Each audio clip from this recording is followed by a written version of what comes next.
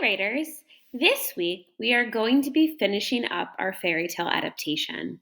So I would like you to continue to write the adaptation that you started last week. What I did is I finished my fairy tale adaptation today.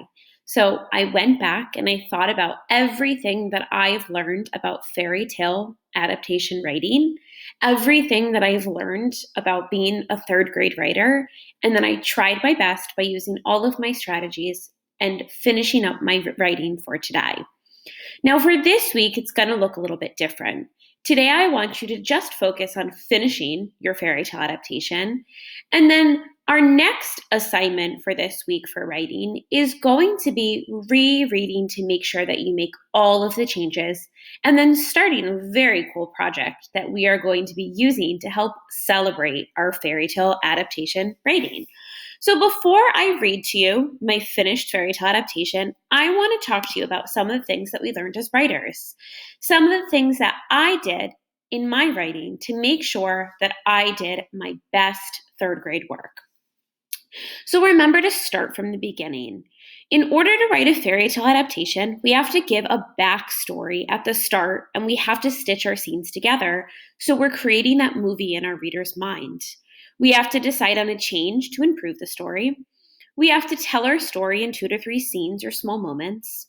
We have to figure out an ending that solves the character's big problem. We have to make a character with traits and wants that runs into trouble. And we have to balance dialogue with characters' actions. These are all things that we practice doing with our first fairy tale adaptation.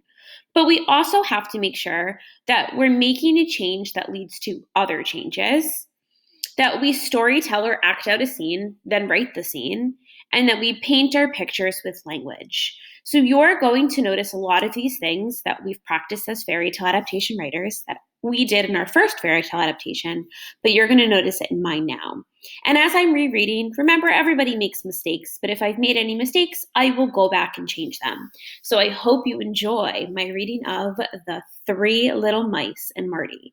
Now I'm not going to read the whole thing to you because I am going to show you how I'm going to celebrate by sharing with the rest of my story with you later on in the week. So you'll only get to see maybe a paragraph that I added to what you already saw last week.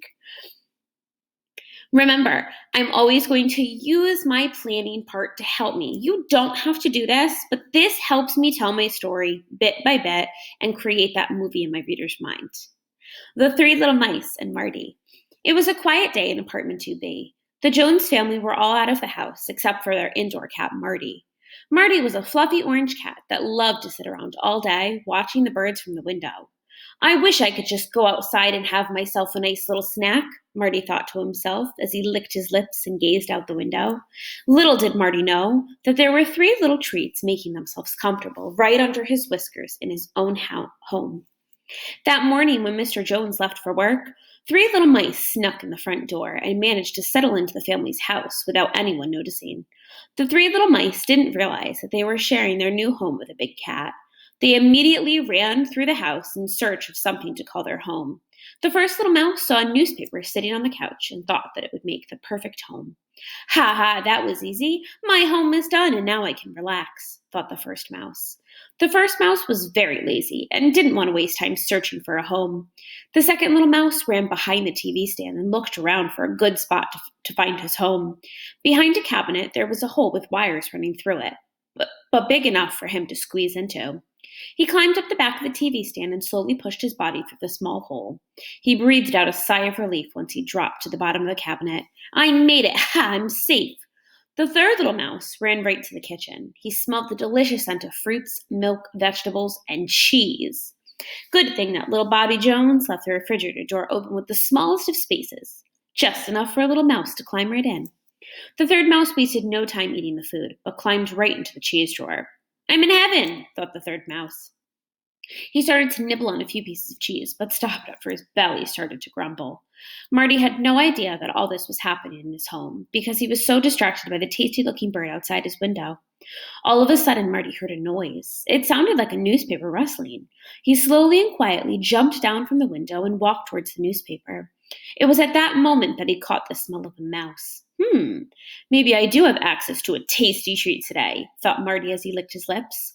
Marty hunched his back and slowly walked over to the newspaper. I'll scratch and I'll scratch and I'll gobble you up, Marty said in his head. His paw swooped over the paper, and by the time he lifted it, the first mouse had already ran away and was out of Marty's sight and scent.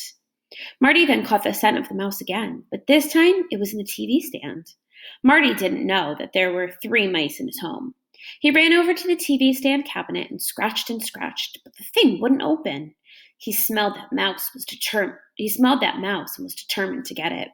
He climbed over the TV stand and peeked into the hole in the back. Ha ha, I've got you now, chuckled Marty in an evil laugh. I'll scratch and I'll scratch and I'll gobble you up, he thought again in his head. He reached his paw into the hole and swatted around.